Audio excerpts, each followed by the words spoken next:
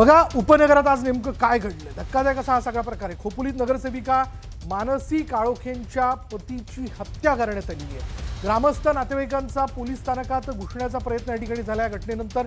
आणि खोपोली नगरपालिका निवडणुकीत नुकत्याच निवडून आलेल्या शिवसेना शिंदे गटाच्या नगरसेविका मानसी काळोखे यांच्या पतीची हत्या झाल्याचं आपण पाहतोय.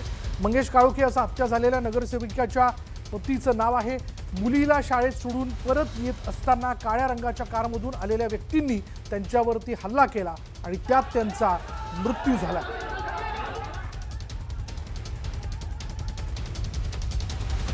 अधिक माहिती आपण जाणून घेणार आहोत. आमचे प्रतिनिधी संतोष दळवी आपल्या बरोबर आहेत. संतोष, काय माहिती याबद्दल? सकाळी 7 वाजता जे जो हत्या झालेली आहे त्या हत्येच्या निषेधार्थ स्थानिक ग्रामस्थ पोलीस जे त्यांचे नातेवाईक असतील मंगेश काळोखे यांनी पोलीस स्टेशनवर आक्रमक होत पहिल्यांदा घेराव घातला. नंतर मुंबई पुणे जुना हायवे रस्ता अडवला आणि त्यांनी एकच आक्रमकपणे मागणी लावून धरली होती का आरोपींना तात्काळ अटक करा आणि त्यांना फाशी द्या. मात्र पोलिसांची पथकं आरोपींना अटक करण्यासाठी रवाना झालेली आहेत.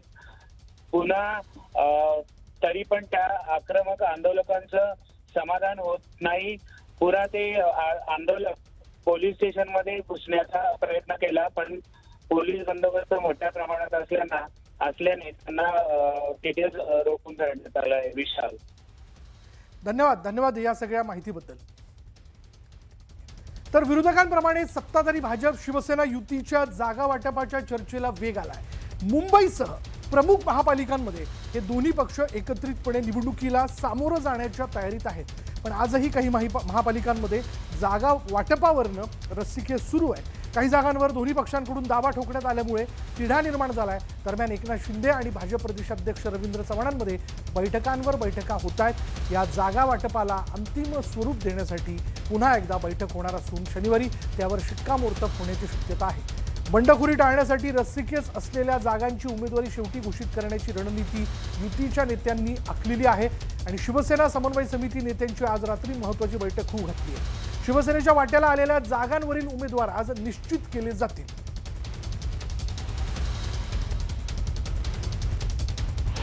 आम्हाला घोषणा करण्याची आवश्यकता नाही, आम्ही एकत्रच आहोत. ते वेगवेगळे होते. पुतीन आणि झेलेन्स्की एकत्र आले तर युती करावी लागते. त्यामुळे त्यांनी ती एकत्रित येऊन केली, पण त्यांनी काय केलं हे माहितीच नाही. केली म्हणतात पण जागा घोषित केल्या नाही. आमचं नीट चाललेलं आहे. सगळं झालं की तुम्हाला सांगून देऊ. आमची युती आहेच. आता जागा वाटपच तुम्हाला सांगायचं. जवळपास अंतिम टप्प्यात आहे आणि महायुती होईल आणि महायुती या निवडणुकांना अतिशय प्रभावीपणे समोर जाईल. नाही, याच्यामध्ये सन्मानजनक युती होईल. मुख्यमंत्री महोदय स्वतः दररोज त्याचा आढावा घेत आहेत. माझी आणि त्यांची भेट झाली संपूर्ण महाराष्ट्रातल्या युतीसाठी आणि ते देखील प्रत्येक महापालिकेची टीम स्वतः बोलवत आहे आणि युतीच्याबद्दल विचारणा करतायत. युती झाली पाहिजे असे स्पष्ट आदेश मुख्यमंत्री महोदयांचे आहेत. त्यामुळे युती अतिशय सन्मानजनक होईल.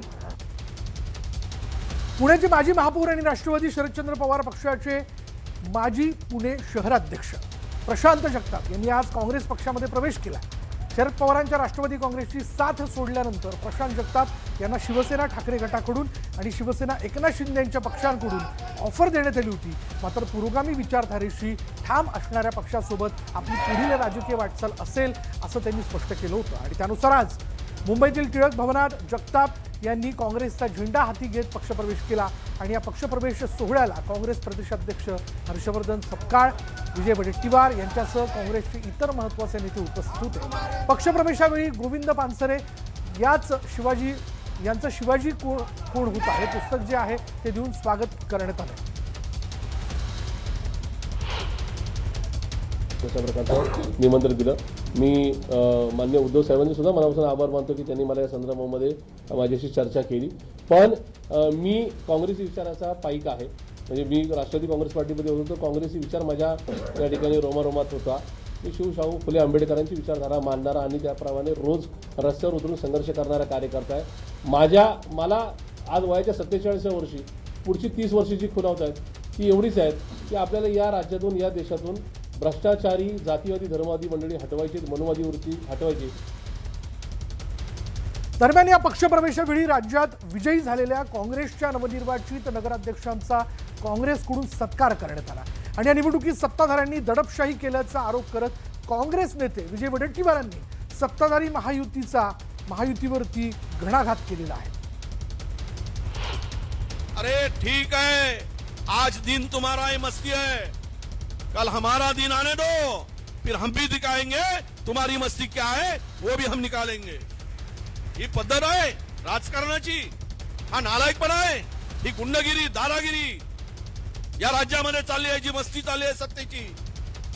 काँग्रेसच्या लोकांवर गुन्हे दाखल करून अरेस्ट करून आणि नेतात कुठे, तर त्या सत्ता मंत्र्यांच्या दरवाजात नेतात, अरेस्ट झालेल्या माणसाला नेतात. ही कुठल्या पद्धतीचं सरकार आहे, कशा पद्धतीचं हे राजकारण आहे. काळजी करायचं नाही, हिसाब चुकता करेंगे, धीर सोडायचं नाही म्हणून सांगितलं. मौका सभी को मिलता है, आज तुम्हारा है कल हमारा भी होगा. सूरज उगता भी है, सूरज डूबता भी है, ध्यान में रखो.